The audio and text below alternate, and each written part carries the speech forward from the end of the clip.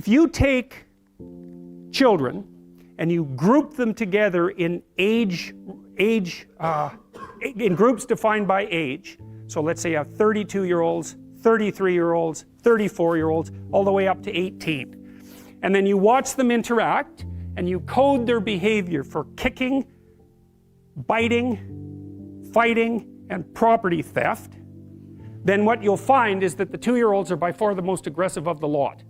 So that's pretty interesting, you know, because you think, well, children are naturally peaceful, and if they're aggressive it's because they learn it. It's like, no, that's true for a small minority of children, but there's a substantial number of children who are aggressive at 2 by nature.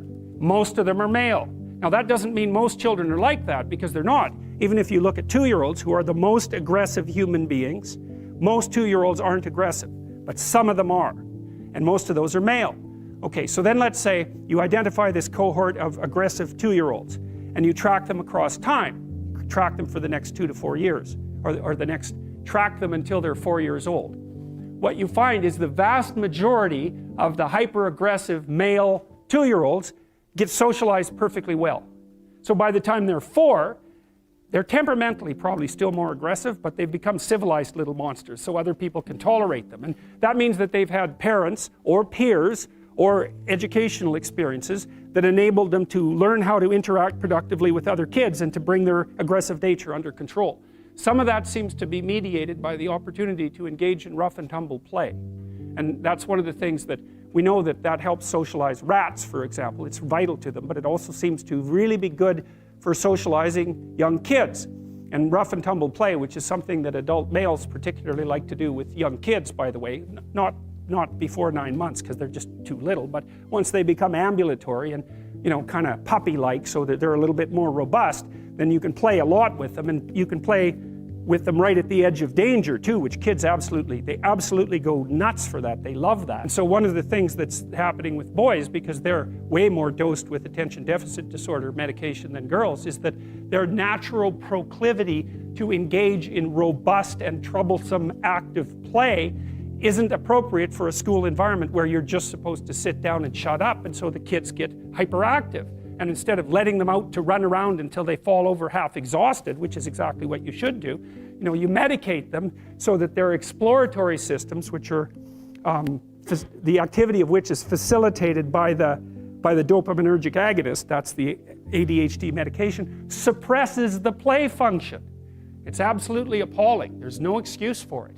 You know, but it's a good indictment of the education system, because why in the world would you take 6-year-old kids and get them to sit without moving for 5 hours? Unless you want them to grow up fat and stupid, why in the world would you train them to do that? Well, it's easier. That's one thing. You know, and when they're sitting there, there's nothing disruptive about the rough and tumble play, and that can be quite, you know, play can be quite disruptive. So anyways, most of these kids are reasonably well socialized by the time they're the age of 4, using one mechanism or another. They learn how to regulate their aggression, and they learn how to engage in fictional play structures with other kids. They learn how to cooperate and compete. And the advantage to having a well-socialized disagreeable person is that they really don't let much get in their way. So if you can get a kid who's disagreeable socialized, that person can be quite the creature, you know, because they're very forward-moving in their nature and very difficult to stop.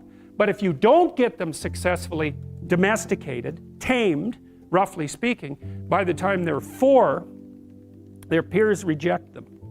And that's a big problem, because your job as a parent is to make your child socially desirable by the age of 4. Like you want to burn that into your brain, because people don't know that. That's your job. And here's why. It's easy if you think about it carefully. So you imagine you've got a 3-year-old child, so sort of halfway through that initial period of socialization, and you take that child out in public. Okay, what do you want for the child?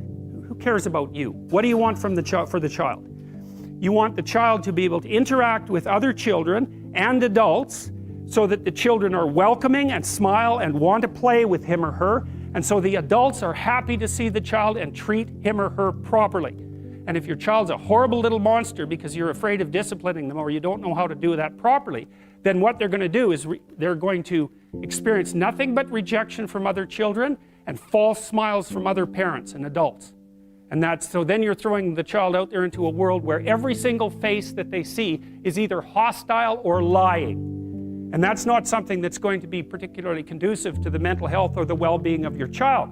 If your child can learn a couple simple rules of behavior, like don't interrupt adults when they're talking too much, and pay attention, and try not to hit the other kids over the head with the truck any more than is absolutely necessary, and share and play properly, then when they meet other kids, the kids are going to try out a few little play routines on them, and that's going to go well, and then they're going to go off and socialize each other for the rest of their lives.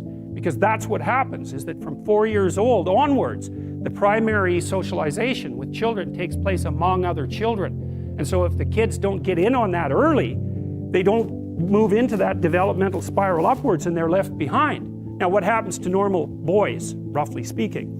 Imagine the aggressive 2-year-old types.